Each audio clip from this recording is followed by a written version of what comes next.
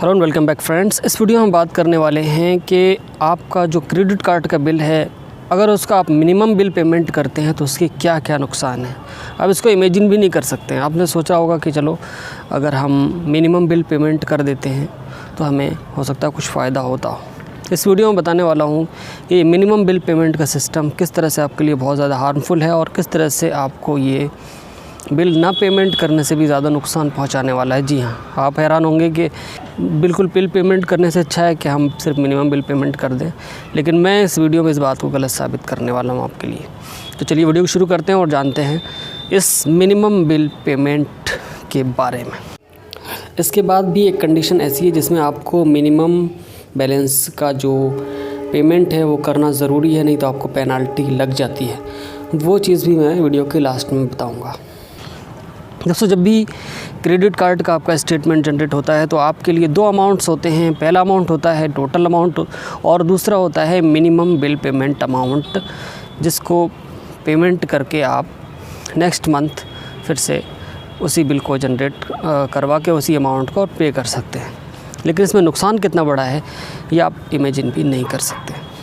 दोस्तों, जब भी आपका मिनिमम अमाउंट पे हो जाता है तो जो आपका टोटल अमाउंट है, जितने का बिल जनरेट हुआ है, उस पर इंटरेस्ट लगता है।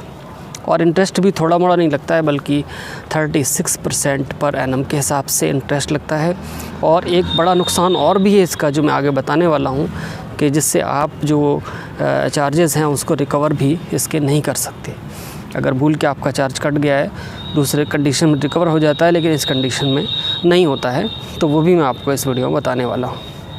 तो अगर आपने मिनिमम बिल पेमेंट करके सोच लिया कि फिर मुझे अगले महीने तक की मोहलत मिल जाएगी, तो ऐसा बिल्कुल नहीं है। आपको फुल अमाउंट पर इंटरेस्ट देना पड़ जाता है।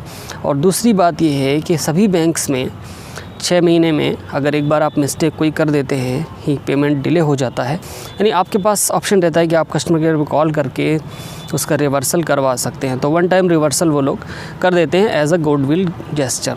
लेकिन अगर आपने मिनिमम अमाउंट पे कर दिया है, ठीक है, तो कोई भी अमाउंट रिफ़ंड नहीं होगा। ये मिनिमम बिल पेमेंट का जो प्रोसीजर है, इसको बोला जाता है रिवॉल्विंग क्रेडिट। यानी आपका जो क्रेडिट है वो आगे एक्सटेंड होता रहता है इंटरेस्ट के साथ में।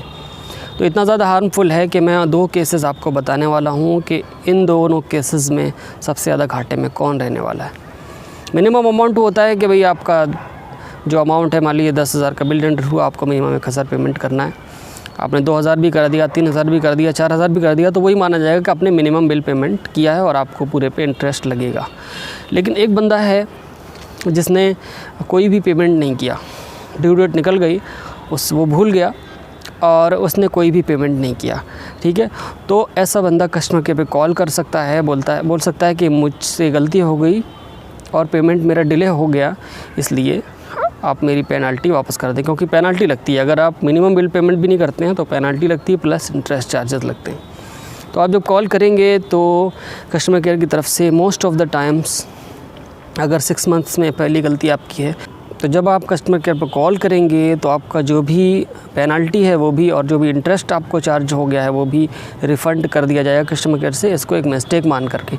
लेकिन अगर आपने मिनिमम पेमेंट कर दिया है, मिनिमम बिल पेमेंट आपका हो चुका है ऑलरेडी, और यानी अगर आपका 10,000 मिनिमम ड्यू था और आपने ऑलरेडी 11-12 हज़ार ही पेमेंट कर दिया है, टोटल बिल 70-80 हज़ार का था, तो ये मान लिया जाएगा आपने मिनिमम बिल पेमेंट कर दिया है और आपके लिए रिवॉल्विंग क्रेडिट की फैसिलिटी एक्टिवेट हो जाएगी।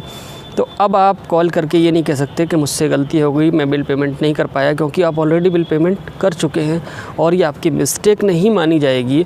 और इस वजह से आपका जो इंटरेस्ट लग गया है, गलती से जो पैसा छूट गया बिल भरने से, उस पे आपको पूरा इंटरेस्ट लगेगा। पूरे 70,000 80,000 जितने का भी आपका बिल जनरेट हुआ है वो सब पूरा का पूरा इंटरेस्ट लगेगा। और जो बंदा पूरा का पूरा पेमेंट करना ही भूल गया था, 3-4 दिन बाद उसने कस्टमर को कॉल किया, उसकी पेनल्टी भी वापस आ जाएगी और इंटरेस्ट भी वापस आ जाएगा, क्योंकि उसको मिस्टेक माना जाएगा। और जो आपने मिनिमम बिल पेमेंट कर दिया है, इसको बिल पेमेंट किया हुआ मान लिया जाएगा और इंटरेस्ट चार्ज कर दिया जाएगा। इसलिए कभी भी मिनिमम बिल पेमेंट ना करें और कभी भी क्रेडिट कार्ड का बिल का पेमेंट 1 रुपये भी कम ना करें, फुल पेमेंट करें। नहीं तो अगर 1 रुपया भी आपका जो क्रेडिट कार्ड बिल जनरेट हुआ उससे कम रह गया तो ये मान लिया जाएगा कि आपने मिनिमम बिल पेमेंट किया है और बाकी सारे अमाउंट पर आपको पूरा इंटरेस्ट चार्जेस देने पड़ जाएंगे।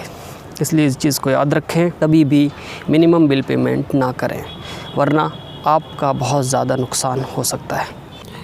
तो एक कंडीशन ऐसी भी है जिसमें आपको मिनिमम बिल पेमेंट करना बहुत ज़रूरी होता है, नहीं तो आपकी पेनल्टी लग जाती है।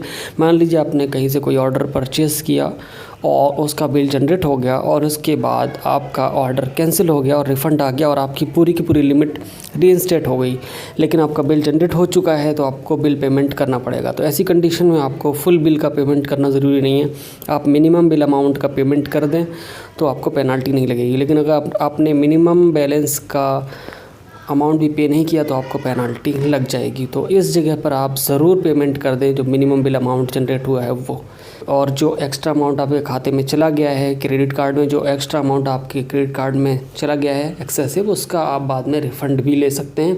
लेकिन इस प्रोसेस के थ्रू आपको पेमेंट करना ज़रूरी है पेनल्टी से बचने के लिए। मिलते हैं किसी और वीडियो में। Thank you so much for watching this video friend.